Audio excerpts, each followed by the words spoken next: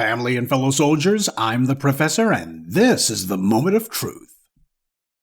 A lot of you are familiar with this man. He's often featured on white media cable news stations. He's Rev William Barber. Now, before we go any farther, this is not going to be an attack on him. This is rather a case study in how playing musical chairs with white power can leave you without a place to sit when the music starts.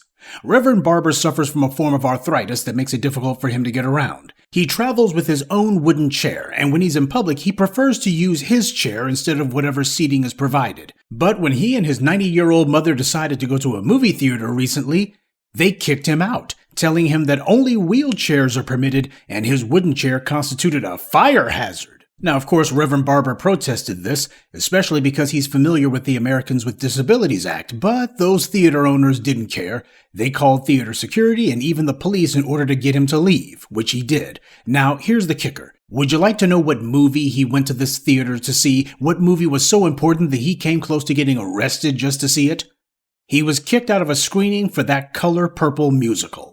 A black man who paid his money to see The Color Purple gets kicked out by the white staff. Alice Walker would be proud. Everyone else may think that this is some sort of obvious injustice, which I guess it is, but Alice Walker would be tickled pink.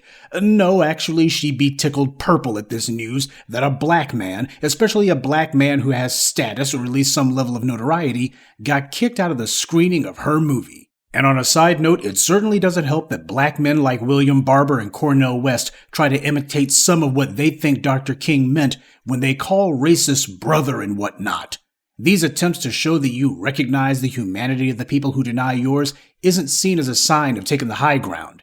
It's seen as someone showing they can't recognize evil when they see it. Barber said that he had spoken to the head of AMC Theaters, a man named Adam Aaron, and according to Barber, quote, "I am encouraged by Brother Aaron, the CEO and chairman of AMC. He asked if he could come and meet with me in Greenville to talk extensively." I got big problems with that. The racist who threw Barber out of that theater didn't care about his wheelchair, and they didn't consider him to be their brother at all. They only cared that he was black, and he was expecting them to do something to accommodate him, which you would expect from a publicly accessible place of business like a theater. The Americans with Disabilities Act is very clear on what has to be done to accommodate handicapped persons. It's been this way since at least the 90s. Or am I supposed to believe that this is the very first disabled person that AMC has ever had to deal with? And while there's been a lot of coverage of this incident, the one thing I haven't seen is any comments being made by Alice Walker. But then again, that's about what I would expect from her. She'd be the first one to defend the white theater owners who threw this man out. When it came to black men, Alice Walker equated black men with the overseers on a plantation. She was psychopathic when it came to her hatred of black men. Given The Color Purple's notorious reputation, one has to wonder why William Barber would be so eager to go see it in the first place and make sure that he goes with his mother.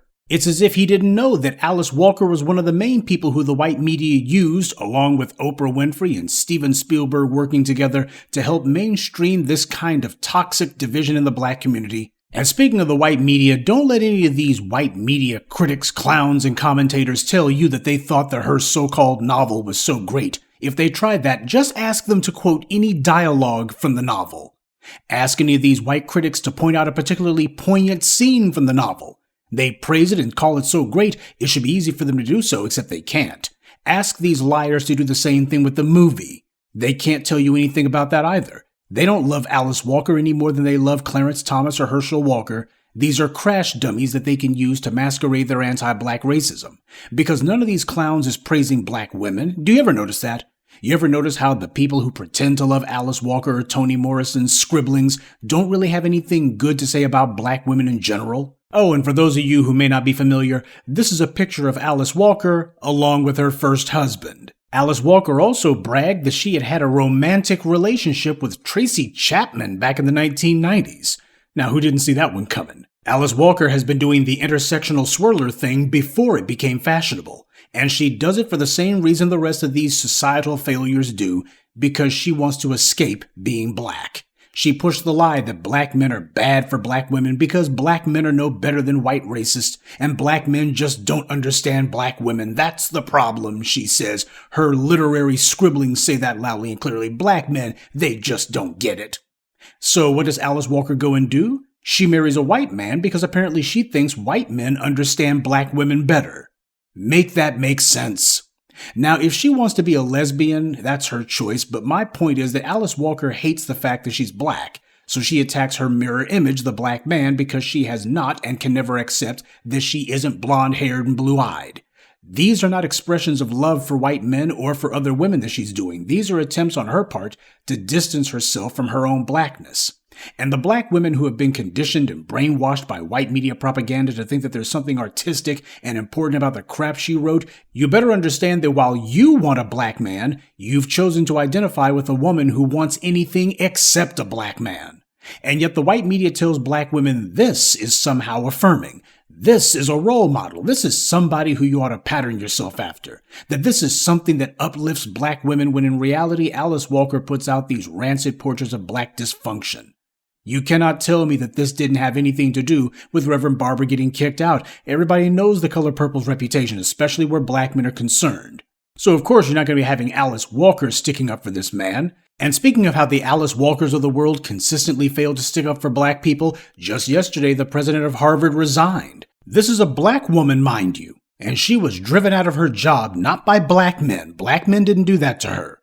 Who did? The white media, owned by white men like Rupert Murdoch and others who made it a point to continually attack this woman even after Harvard had said that they were not going to be telling her to resign. They were so determined that they were going to get a black person's scalp no matter what, they would give tons of column space and airtime to anyone who would attack this woman. Alice Walker is nowhere to be seen, and neither is Tarana Burke. You'll recall that when she was questioned about this, Tarana Burke wanted to know, why is it my job to go after white men? Nobody said go after white men. They said go after anyone who's attacking black women.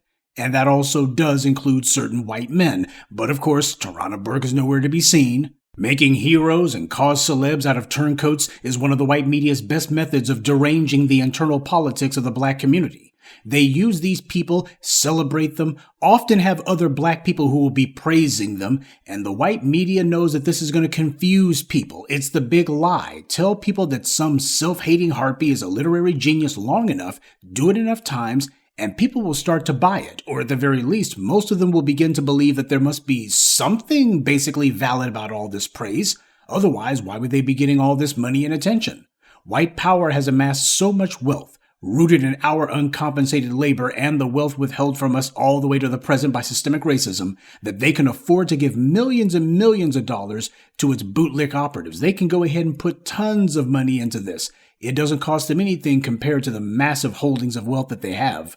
After all, white power usually has a plan for how it's going to reclaim that money from these bootlicks later on, but it's nothing for them to make an Alice Walker a best-selling author. It's nothing to make Oprah Winfrey damn near a billionaire. That's a drop in the bucket for them. But the dividends of how these artificially successful bootlicks mislead and confuse the black community, that makes them worth every penny to white supremacy, because so many Negroes will see their seeming prosperity and start wondering how do they get a piece of that pie. But of course, it only takes them 1/60th of a second to realize all they got to do is imitate Alice Walker or Steve Harvey, and away we go. And this is why the white media has created an entire cottage industry for this kind of gender-warring confusion. As long as black people are fighting each other, we're not fighting white supremacy. Keep in mind, some may say that rappers objectify women, but remember, white power doesn't bestow critical praise and artistic legitimacy on tip drill. Every time a Don Imus or some other white person is caught using the N-word, what is their automatic go-to excuse? They claim, well, rappers do it. Now, they never use the violence against black women depicted in the books by Alice Walker and Toni Morrison as a justification for harming black women. They would never even attempt it. You certainly wouldn't see Oprah Winfrey defending them if they did. The white media doesn't make musicals or critically acclaimed films about any rappers' albums. I think we can all agree Spielberg's never going to make a movie about Two Live Crew anytime real soon. And speaking of people who nobody's talked about in a while, Mark Lamont Hill was trying to do clickbait for his YouTube channel. Most of his videos struggled to get more than 1,000 views, so he's doing what amounts to celebrity gossip, with his talking points sounding like they came from Madame Noir or Lipstick Alley, or should I say Lipstick Gutter. He decided to discuss Jonathan Majors as the basis for a video about a crisis of black masculinity. Now, notice that he takes one verdict of one actor and he racially pathologizes it, applies it to all black men. This says something about black masculinity in general, the very thing that he claims to fight against. See, when Kamal Dumbbell did his attack piece against Bill Cosby, he tried to claim that it was about men with power abusing that power. But of course, whenever he was pressed on, he said, no, it's just about black men. But for Mark Lamont Hill to be sitting here talking about black masculinity, well, the reason that I want to talk about him is because yesterday was January 2nd. That's the date that Dr. Frances Cress Welsing passed. You'll recall that a number of unscrupulous individuals, including one of the originators of the now defunct A-Dunce movement, attacked Dr. Cress Welsing posthumously the instant that they heard the news. And one of those reprobates was Mark Lamont Hill. See, it's very important that we make certain that these people who do these kind of things, like disrespecting our icons, that we not forget about this stuff. When people have slighted us, people have done us wrong, we can't keep allowing it to fall down the memory hole. We gotta remember the people who are doing this mess. Mark Lamont Hill is just another example of white media having to recycle its bootlicks because they just keep on failing. But back to the subject of this morning's briefing. Rev Barber is not someone that I've got any animosity for. I certainly don't want to dump on the man. My problem is that he's part of that circle of black folks who are auxiliaries of the white left. The language he uses is calculated to be inoffensive to white media audiences.